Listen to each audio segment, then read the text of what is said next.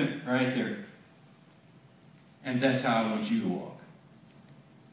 You can tell by the way I use my walk.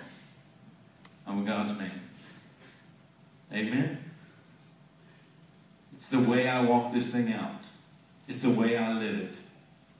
It's my life. It's my walk. Stop judging my walk. Why are you looking at my walk anyway? You need to be looking at your own walk. Get your eyes on your own walk. Amen. We're always looking at somebody else. When we can't even stand, we're stumbling around like a drunk man, can't even walk straight, and we're looking at somebody else's walk. Leave it alone.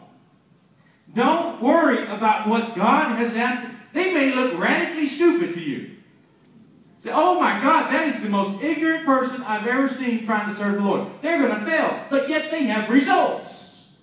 See, David danced through a street and his wife thought he was a nutcase. And so, guess what? He was blessed and she was cursed. She was looking at his walk, his dance, his praise, his service. God didn't ask her to get out in the street and dance around. He said, David, get out there. Don't worry about how they're doing or what they're doing. And don't try to imitate them. Be yourself. Do what God has called you to do, how He's called you to do it. Amen. You may be at church. We'll use that for an example. That God has said, you know what? I want you to reach. I want you to reach children. Primarily, that's your focus. Just kid. Not even just teen, but just you're really going to reach children. And as a result of that, mommy and daddy come with child. Amen. So, but God says, focus everything you have on that. Now, He tells the next church, you're going to reach children too. But here's where it goes different. He says, but here's how you're going to reach children. You're going to get a bus, and you're going to drive around, and you're going to pick them up. The other one, He's going to say, I want you to get super slides. And all the kids are going to go wild and crazy, and then you're going to mix the gospel in there. And then He tells that next church that He says that you're going to reach children. He says, I'm going to take you, and you're going to have sword drills, and you're going to sit in the room, and you're going to have just systematic Bible. But we'll come along and say, well, that's not of God. Super slides. But if they're hearing the gospel, they're receiving Christ, and they're being baptized, and they're serving, and they're coming up in church, and God said, put a slide in there. Or then He said, get a bus. Load them up, drag them. But what we do is say, well, they got a bus, Pastor, and look what they did. Let's get a bus. We buy a bus, and it's bust. Because the bus wasn't for us. I feel like Dr. Seuss up here.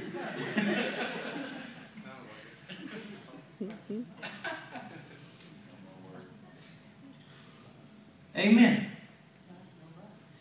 See, some go to the streets. See, God says, I want you to be an outreach ministry. Some will go to the streets and they'll hand food out and blankets and they'll work with the inner city and then He'll tell the other church, hey, I want you to be a disciple church, and they'll go to the nations and around the world, and they'll go to another church that says, I want you to be. Now, those over there, they're reaching out to kids, but I want you to be a disciple church over here, or an outreach church over here, and He'll say, I want you to use the local church. Everybody's tool is different. The goal is the same, to get the ark to the temple, if you will.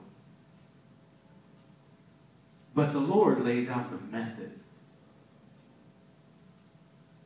Let me say this too, back to the people who say, well, it's always been done that way. That's how it's always going to be done. Really? Because they used to use, pipe organs in church. I mean, there were some things that we would just go, not doing that. They used to sit on wooden benches. No back on, just a bench. Right? I mean, they used to go to church with no air conditioning. Well, my God, That's just not of God. Air conditioning. We need to suffer in the house of the Lord. Do you see what I'm saying? I mean, we can get silly with some of this stuff. All these are just tools. This up here, what they do, it's a tool to get people's heart open, to receive the Word, to receive Christ, to be filled with the Spirit, to be baptized, whatever. That's the goal, the ark to the temple.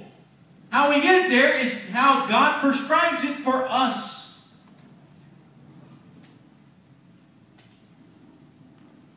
It's always been that way. We've always done it that way. Let me tell you something else.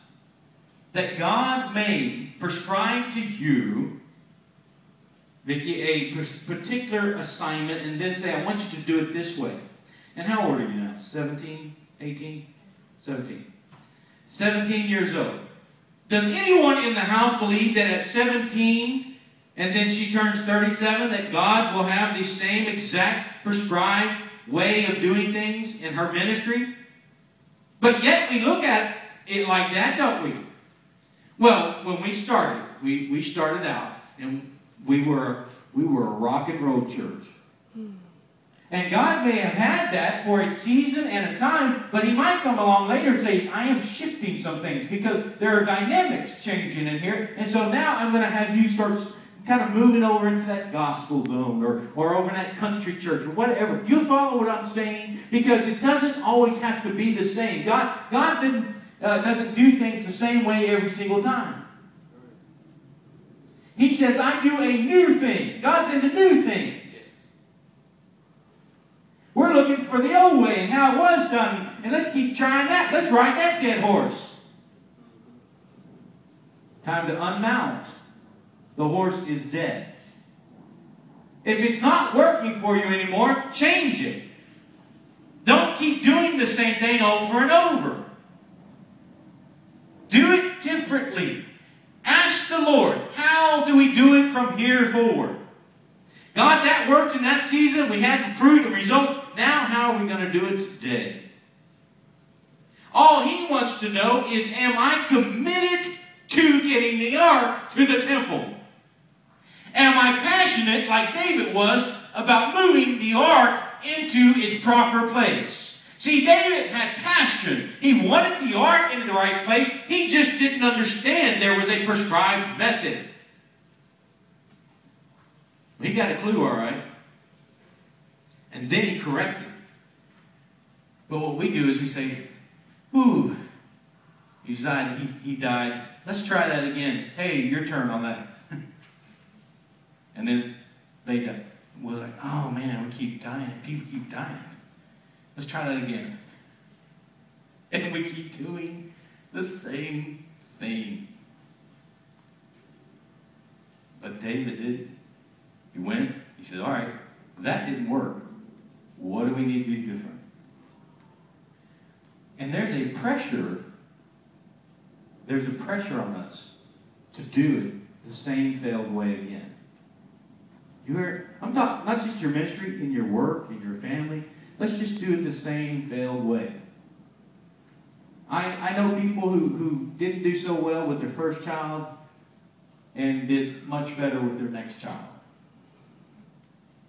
They didn't raise them maybe in the house of the Lord, fear of the Lord, and things didn't turn out so great. But then the next one they... So I was going to say, well, you should have stuck with it. No.